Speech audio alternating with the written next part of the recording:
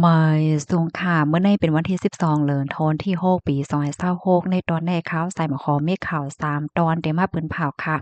ตอนที่1ค่ะไต้หวันเปิ้นเผาว่าพร้อมติเตลึกล้ำสังคมทั่วพันคือแขป่นเปลี่ยนเข้ามาเที่ยงในอ้อข่าวเงาเที่ยงโหนึงค่ะนางยิงก่อหนึ่งถึงย่าไฟโดดถึงที่บ่รู้เซ็งสาใจเมื่อพ้องติสักโคอยู่จังไหนอ้ออันนี้ก็ได้เรียกว่าเป็นรองจำโตค่ะเพราะว่าเฮาคาถอมข่าวโหนในเหย้าไหน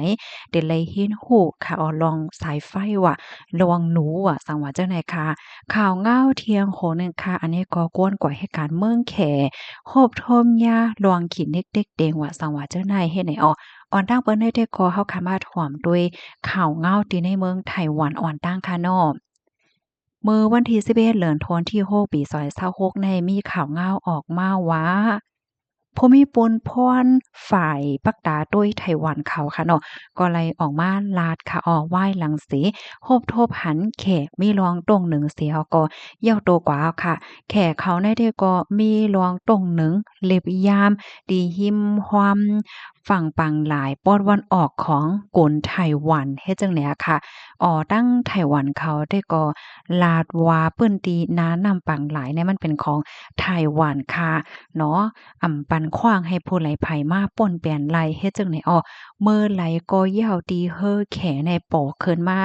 เที่ยงป้อว่าไหนจึงไหนไต้หวันในตีลึบลำแปดเฮอเจานั่นหนังเต้ๆว่าเมืองไหลก็ยาวในคะเนาะตีอันไว้โตมีอาณาอ้อจ่าเสียก็มาตรงหนึ่งป้อว่าไหนได้ก็เตถูกยาลึบลำออกกว่าโกลำยาวจังไหนตั้งฝ่ายสื่อของหลวงปองจึงแขเนี่ยก็เปิ้นภาวะเฮอที่อันสูงกว่านั้นได้ก็เปิดดากว่า ตรงหนึ่งลวงปักเปิงเซ็นตาสายตั้งคึกตะวันตั้งเฮอเมื่อวันที่10เหลือนธันวาคมดีป่นมานั่นปยกเลยขับเขิงกดทาดเฮอขนาดลองกอกะมาของเฮอในนั้นนำตั้งปอดวันออกของไต้หวันเปิดตามตรงหนึ่งขนอนในลองตรงหนึ่งไหว้หลังเสตั้งฝ่ายจะป่านและตั้งฝลิดปีแน่เขามีลวงเปิ้นเผาออกมาเฮ็ดจังได๋คะลวงออกเล็บย่ามของแขแน่เยาโตกว่าเยาค่ะเขาในก็กดท่าทบทบพันเฮอที่อันแล่นลัดผ่านใน1ปาก98ลำปยกไลแก่ลิดลวงป่นเปียนเกี่ยวลอยลวงฮือว่าสังว่าจังไหนแทง3ลำไหนค่ะปยกไลคับขึงเหมือนจังหนังเล็บเฮียนปักตาด้วยป้าเขาห้องว่าสายแคเบิลไต้นำอันมีอยู่ว่าสังว่าเฮ็ดจังไหนป้าไหน ตั้งฝ่ายแขได้ก็ย่อมรับว่าไต้หวันได้เป็นจึงเมืองนั่นน่ะเนาะตั้งฝ่ายไต้หวันได้ก็เขาว่าเขาเป็นเมืองของเขาเฮ็ดจั่งใดเอาค่ะ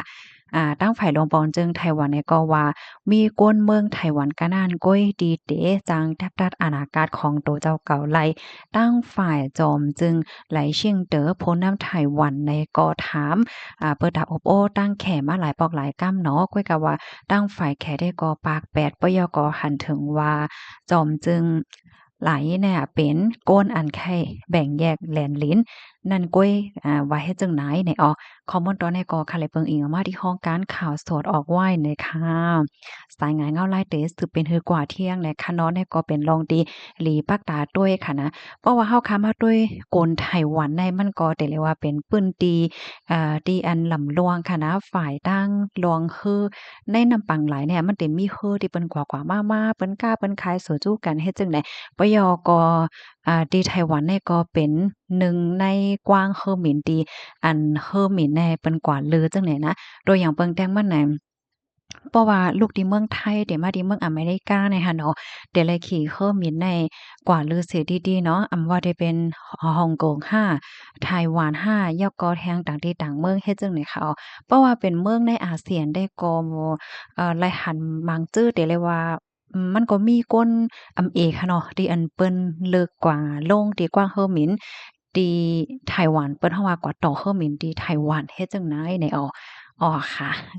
ลูกดีข่าวเงาโหนในสิแลกำในเฮาค่ะมารับถมด้วยข่าวเงาเทียงโหนึงค่ะอันนี้ก็ได้เรียกว่าเป็นเพศจำโตอันลีฟางแต่ให้เนี่ยเนาะมีนางยังก่อนหนึ่งถุงยาไฟฟ้าโหลดเมื่อพ้องตีสักโค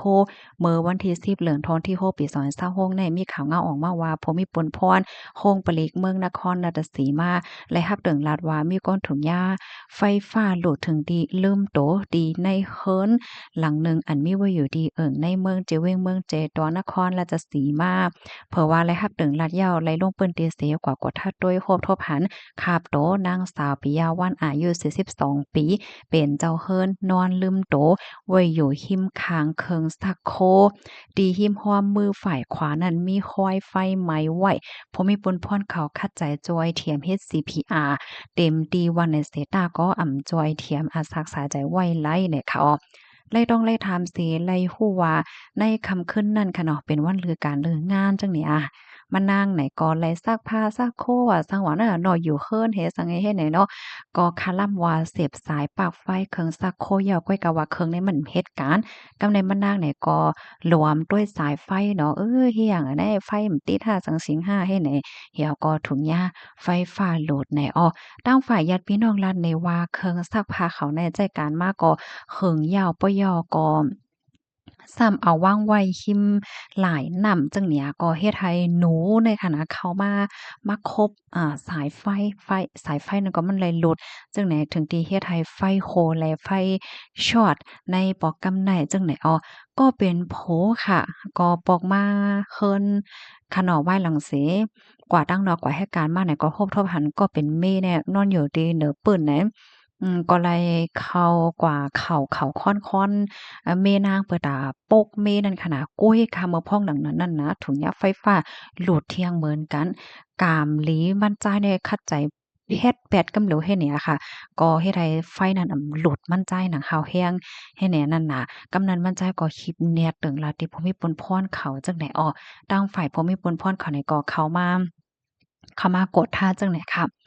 ตั้งฝ่ายไฟฟ้าค่ะเนาะก็ไล่เข้ากดท่าเสียวก็ครบทบหันว่าไฟฟ้ามันโฮ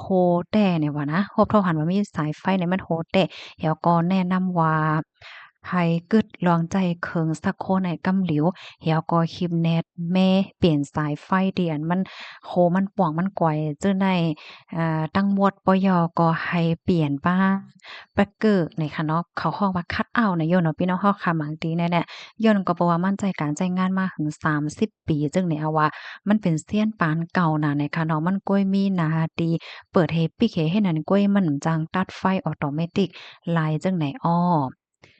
เรือเซนั่นก็ป่องเลี้ยงถึงก้นวานก้นเมืองนั่นค่ะน่ะเนาะว่าอย่าไปไว้เมาหมางลองสายไฟให้อยู่ๆเหี่ยวก็กดทัดลองสายไฟที่เฮิรนตัวเจ้าเก่าไว้อยู่ตาสีในอ้อคอมมอนตอนในคาลิปีมาที่ห้องการข่าว CH7 ห้องการข่าวช่องเจ็ดต่างไว้นะคะเลยก็เดี๋ยวเรียกว่าเป็นระวังจำโตได้ๆค่ะเนาะพี่น้องเฮาคันหลีฟังได้ค่ะนะเกี่ยวกับไปลองสายไฟในเพราะว่าเฮิรนไหลที่อันเปิ้นใส่ไว้คัตเอาต์ตัดไฟเนี่ยเพราะว่าไฟหลุดไฟหักเนี่ยออโตเมติกไฟมันเตเตตัดหังก้วยเฮ็ดจั่งเนี้ยอ๋อกำในเฮามาถมด้วยข่าวเงาเที่ยงโหนึ่งค่ะเนาะเพราะว่าจัดปานก้นหยานเมืองค่ะเนาะมื้อเหลียวในอยู่ไว้ที่เมืองไหลในเซ็มว่าก็เหมือนหางโฮบทมยาลองเข่งตาไว้อยู่เฮ็ดจั่งใดนะก้นกว่าเหตุการณ์ที่เมืองแคอ่านโฮปากมันยาขี้เน็กเต็กเต็งแฮงเฮ็ดจั่งใดอ้อ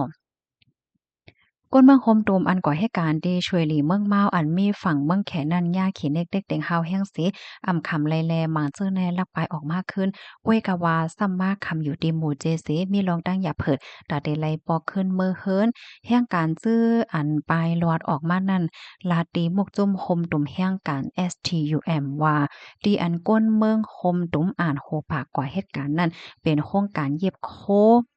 อ่ามีจื่อมีจื่อว่าหลุยหนิงชิงเจียงเนี่ยนะป้อค่ะออกเสียงเป็นขว้างปานนี้ค่ะเข้าใจเหตุการณ์มีวันลือปันกาแห้งเต็มปันออกกว่าตั้งหลายเสกขังไว้เมื่อป่นมาหลายวันในมีกลเหตุการณ์ยิ่งก้อนหนึ่งอยู่ลีเป็นกินไว้ว่าในเสตะมีส่วนและยศยาโตลีงามและไหลรู้สิ่งสายใจกว่าก้วยกะว่าฝ่ายห้องจักและปริหารแขกเขาโฮมกันเสียก็ข่มต้มไว้ข่าวก้นอันรู้สิ่งสายใจกว่านั้น ก็เปิ้นนั้นแล จื้อขำไรเนี่ยก็ลักปายออกมาก้วยกาวาจื้ออันไข่ปลายแลจังปายยากขังไว้ก็มีเทียงอ่านโหปากมันย้อนสัง ก้นอ่างลักปายเจ้านั่นเพราะว่าเขาหันเขาติ้งยอบป้อแหมสูงกว่าที่โค้งปริคานเอาตกขำควักย่ำเหลียวแห้งการเมื่อคมตุ่มอันยากขังไว้ที่ในคอก็มีอยู่บอก50ดีเดมันในฝ่ายผลิตแขกเขาอ้างปล่อยเปิ้นว่าในเซตาเจ้าของโค้งจากเอาเงินมวนเสียก็ให้เขาสืบขังไว้ก้นจื้อลวดออกมานั่นปลายมาดเลยถึงตีหมู่เจยาวันในเซตา ตาเดเมื่อขึ้นเฮิรนไผมันตึงมีรองตั้งอย่าเผิดอยู่ก็เปิ้นไหนแลอยู่ที่หมกจุ่ม STUM เนี่ยก็ตึกส่วนให้จอยเทียมปันกันยินเปิ้นว่าที่โครงการจ้อมแลนดินเมืองแขมีการงานหลีและเงินเลินนำในแหวก็อ่อนกันกว่าเหตุการณ์กุ้ยกะเมื่อถึงดีกว่าเฮ็ดเด็ดๆซ้ำไก่ย่าเปิ้นขี้นิกเต็กเต็งหมาบเอากาแห้งแลย่ามเหลียวแห้งการเขามีรองไม้ใจไว้ในข้อมูลตอนนี้ค่ะเลยปีมาที่ห้องการข่าวเงาหางเสียงใต้ เตรียมต่างไว้ค่ะนี่ก็เป็นรองดีอันลีคู่เต้เนาะตอนถ้าพี่น้องๆเฮาเขาจื้อว่นดีกว่าเมืองแขวอะสังว่าจั่งไหนแหน่เนาะยินจงบ่ก็ได้รับถอมปันแห้งสังว่าพี่น้องเฮาค่ะรับถอมยาวไข่ปันตาหันถึงเพิ่มเทียมข้อมูลเทียงไหนก็ยินหลีห่มจมขาวเหมยสงค่ะ